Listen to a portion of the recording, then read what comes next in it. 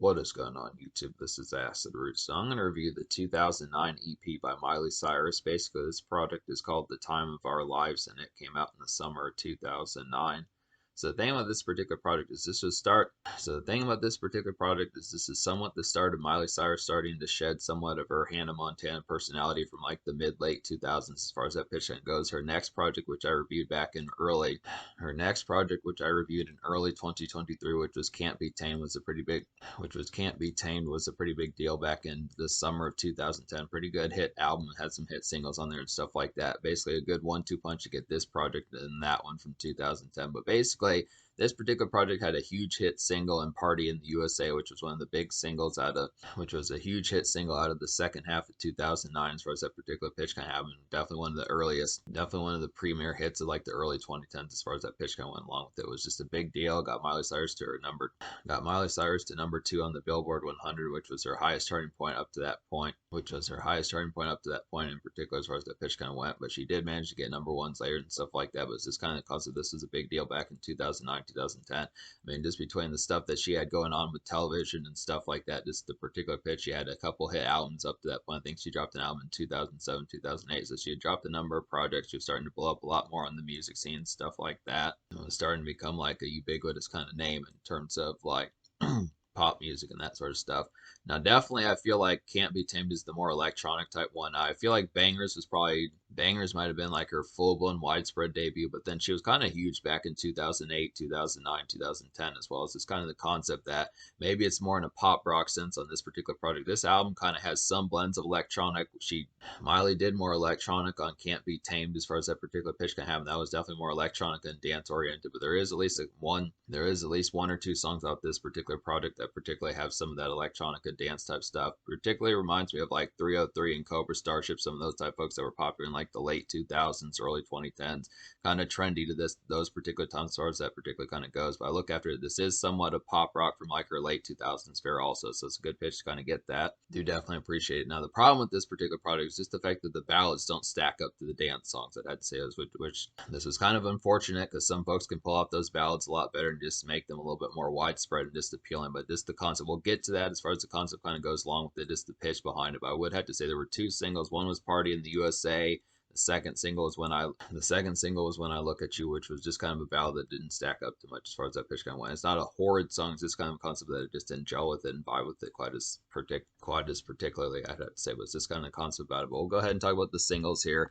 Basically, this is Miley Cyrus on some good pizzazz, I'd have to say. It's just a good concept. Definitely a pretty trendy album, just pretty social stuff like that. Has some good bops on here and that sort of pitch, especially for like a 7 or 6 song EP, I'd have to say, but it's a good concept. So we'll talk about the singles here. The first single is Party in the USA. Like I was saying, this is a huge single out of the second half of 2009. Just a big deal across the early 2010s as far as that pitch kind of went. Miley Cyrus's biggest song up to that point. This is a basic kind of summer beach pep of a song, I'd have to say in particular. It's like a glazed kind of mid-paced cruise music, I'd have to say in particular. Good concepts for that as far as that pitch kind of goes. And this is just like some regular day activity outing kind of fun, I'd have to say. So some good concepts. This is definitely some regular day activity, I'd have to say, and this is just some good outing fun, I'd have to say. So it's a pretty dope concept to get this particular song. It's a basic glaze type one. Really reminds me of Miley Cyrus's Party in the USA. Is very similar to Demi Lovato's Party in the USA, which was her second single off of her Demi album from 2013. Not the full blown say that Demi Lovato jacked Miley Cyrus, but it's just kind of in the concept of just being able to say that it has similarities to that particular type pitch. Very similar to beach party type music as far as that particular kind of goes, just some summer haze and stuff like that. Pretty good glossy type one. It's not kiddie or cutesy, something like that. It's just a basic kind of contemporary pop type tune that worked for like the late 2000s, early 2010s. So it's a pretty hit single, deserved its accolades and stuff like that. Definitely appreciate the fact that it hit number 2 on the Billboard. Pretty good pitch to get that in particular as far as I kind of went with it. So some great stuff there. But the second single, which is one that I didn't recommend as much, was When I Look at You. So basically talk about this one. This one, like I was saying, was just kind of a ballad that When I Look at You was just kind of a ballad that was just trying to advance like the songwriting as far as that pitch kind of went with it. I mean, it had a decent pep. It was kind of like a Rosie type one, just a little bit more amorous type one. But I just look at the concept. It's just a basic kind of cartoon. It's just a basic kind of makeshift, steadfast kind of work shift type tune in particular. Just some blue collar type fare. It's just some basic kind of work shift type fare for Bay and Boo as far as that particular pitch kind of happens with it. Just some decent kind of steadfast type tunes as far as that kind of goes, but just not in the context of romance, it doesn't fare as well, I'd have to say, just within the particular pitch behind it. But just when it's not in the context of romance, it doesn't fare that well, I'd have to say. But it's just the particular pitch behind it. It's a steadfast kind of makeshift type tune, but it just didn't vibe with it as much, I'd have to say. In particular, it was just kind of one that was just here and there, just kind of pretty straightforward. If you do like ballads, just within that relative sense, it might have some appeal, but it's a basic type one, just within the concept of just kind of being some jury kind of work shift as far as that pitch kind of goes. But that's the concept of this particular product in terms of promotion. So out of 7 songs on this particular EP, I wound up recommending to you 4. That's kind of the concept about it. So the 4 songs I recommend would be Party in the USA, Kicking and Screaming, The Time of Our Lives, the title track, and Talk is Cheap. So basically talk about the 3 songs I don't recommend on here, which would just be When I Look at You, Obsessed, and Before the Storm. So Obsessed is just kind of another ballad that just didn't work quite as well, I'd say. Pretty similar to When I Look at You, the same sort of pitch, just an extra kind of follow-up to that particular pitch as far as that particular kind of goes. Kind of basic type one to kind of get within that work shift type haze. Just some rainy day type music and this work shift blur as far as that particular kind of goes. Just some job music, stuff like that, just for standard romantic type fare, I'd have to say. Just kind of the concept. I do feel like Miley Cyrus just has a little bit more spice when she's a little bit more feisty and stuff like that. Just kind of more interesting and compelling type pitch to kind of get some of these. Now, I do think the problem with this particular product is it just balances like the up-tempo songs with the down-tempo songs, and there are some other pitches to kind of blend.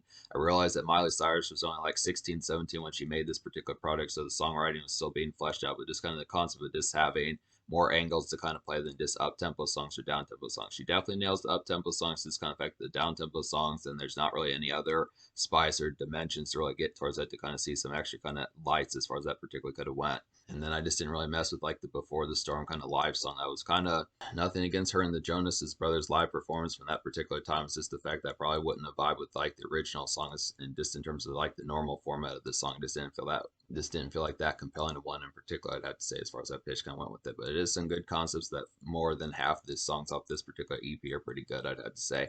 Definitely some throwing type ones. I do like the feisty Miley Cyrus. I do like some of these dance bounces and stuff like that. She has some pretty good styles, and it's pretty affable and like the pop star affability as far as it's pretty affable and like the pop star electricity, I'd say. So she definitely has the songwriting power when she does have some of these songs with some bounce. She knows how to make a hit single and stuff like that, how to get it marketed, get the promotion, the casual appeal and stuff like that, I'd have to say. So basically some other hit songs on here would be Kicking and Screaming. This is a nice one. This is like a hard rock kind of bar pounder, I'd have to say. And this is like a light karaoke and pub jive of a song. And by light, I mean Lite, which is like Miller Lite, Bud Light, some of those type ones, just a light beer, something like that, like a light karaoke bar and pub jive, just considering that she was 16, 17 at the time. This is just like a spicy kind of stellar evening times of a song, I'd say. So definitely if you need some outing type fare, something like Pink, something like that, something like the musician Pink, something like Kelly Clarkson, some of those types, something like those divas that do some of those karaoke bar type tunes, I would definitely have to say this is a pretty nice one to kind of get. It's a real nice hard rock bar kind of pounder as far as that particular pitch kind of goes along with it. It's a real highlight. The Time of Our Lives, the title track, is probably the second best song on this EP, I'd have to say. It's like a good electro companion to Party in the USA, I would have to say in particular. There's like a litty kind of dance bounce that this song particularly kind of has, and this is just like a mid-pace kind of night fun of a song. This song in particular definitely reminds me of 303, Cobra Starship, Breathe Carolina, some of those type folks that were popular around the early 2010s, late 2000s as far as that pitch goes. This definitely reminds me of some of that. You like songs like You Make Me Feel by Cobra Starship, some of those type pitches. This is a good kind of song that has some similarities to that. So this is a pretty trendy album. I'd say Party in the USA was a banner song, definitely a hit song. Definitely one of the premier songs out of the early 2010s, I'd have to say, and Time of Our Lives was a great follow. So these are 1-2 punch. I definitely probably feel like Time of Our Lives should have been the second single, and When I Look at You should have been the third single. That probably would have fared a lot better. I think that probably would have done a better job. I think this was at least a promo single or something like that. It did get some airplay, but definitely should have been the true second single. I think it probably would have outcharted When I Look at You. It's not that I don't think that When I Look at You shouldn't have been a single. This probably should have been the third one. This is just a typical trap that pop artists and R&B artists fall for too quickly. Is going from like a glitzy kind of up-tempo song to like a slow tempo ballad type song in the second single, and it just kills the energy way too quickly. You have to kind of ease into it, in my opinion, as far as that pitch goes. Just kind of have second follow-up song that's kind of either mid-tempo or like another up-tempo type song to kind of prepare them for that sort of pitch. Just what it reminds me of, I'd have to say. Not really like I'm coaching Miley Cyrus, but it's just the typical kind of trap I've seen a lot of artists fall for as far as that pitch goes. Happened so many times. But I look after it. Talk is Cheap is like the fourth song I recommend on here. This is a real nice one. This is a real nice one. This is like a snappy kind of punk pop shredder of a song, I'd have to say in particular. This is very similar to Blink 182, specifically like the song All the Small Things, something of that relative pitch. Or also kind of reminds me of What's My Age Again from the Enema of the State album from 1999. I had to say from the Enema of the State album from 1999. I'd have to say in particular, but this is like a neighborhood romp type song and summer evening pep of a song. I'd have to say in particular. This is definitely some good homecoming type music and stuff like that. This neighborhood, just grab a beer, something that relative pitch, hit up the gas station, some just kind of some summer evening pep, hit up the gas station, hit up Arby's, some stuff like that, just within that relative pitch. It's kind of homecoming type stuff and just regular cruise out and frat type music just within a summer romp and pitches like that. I'd have to say so. It's a pretty good concept, just real nice one, snappy type punk pop type song that works pretty well. I'd have to say just a compelling one that just has that extra kind of appeal. Kind of a surprise hit from Miley Cyrus. Don't know if she really had songs like this on her 2007, 2008 albums, but she does a pretty good job of like a pseudo Blink 182 type vibes as far as that pitch kind of goes, and like good Charlotte type stuff. I'd have to say so. I do like that. But yeah, that's the concept about this particular EP. So me recommending 4 songs out of 7 on this particular project, which I might pseudo kind of count.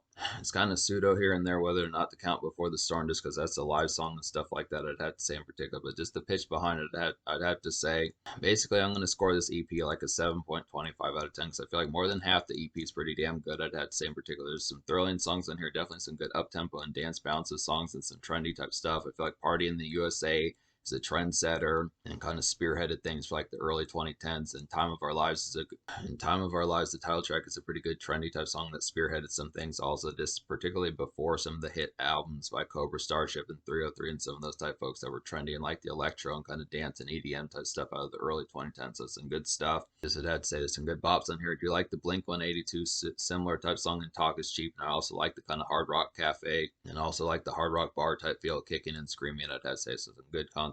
So that's some good concepts. So the social score, that's kind of tricky. So the social score, I'm going to give the social score like an 8.5 out of 10. So I feel like over half the project has some pretty good bops on here. I'd have to say in particular, it's just kind of the concept that the 2 ballads were just not quite up to snuff as much. But I would have to say in particular, if you do like some of those work shift and makeshift blue collar type songs in a romantic type sense, they work pretty well. I'd have to suppose I pretty much would say just in a more romantic and work shift and kind of dance bounce of a sense for female oriented. I'd say for females, this might be like a 10 out of 10 EP here, just with all the variety and stuff like that. I'd have to say in particular, it's a good concept, kind of get that, but I would give it an 8.5 just because the dance songs, the up tempo moments are definitely some fun. I feel like Miley Cyrus definitely has the songwriting and appeal this pretty damn well. Definitely has some affability just from around the neighborhood. This is definitely good for some dance club bounce, some hard rock bounce, and some overall around the neighborhood type of appeals as far as that pitch kind of goes along with this. Just kind of the concept that I just didn't vibe with the ballads as much, but I'd say this is pretty actual kind of balanced project here. I'd have to say in particular, most of these songs hit pretty heavily. I'd have to say so 8.5 social. So in terms of the future, Miley Cyrus last dropped an album in early 2023 as far as that pitch kind of particularly having with this. So it's been a little bit, but just the concept she'll probably be back in like 2025, 2026, something like that. It's been every couple of years or so as far as that pitch kind of goes along with it. But just I'd have to say there's some good pep about this particular project. Did enjoy quite a bit of it. I'd have to say did enjoy quite a bit of it. I'd have to say there's definitely some more Miley Cyrus projects I'm going to get to as time goes along. We'll get to some more of these. There's some other hit projects we'll have to see about, but just this particular one did some good damage. I'd have to say, and this is just a nice one to recommend. Kind of a basic vanilla type one for standard fare in terms of early 2010s pop, I'd have to say, but it works pretty well. I'd have to say, and I do recommend it.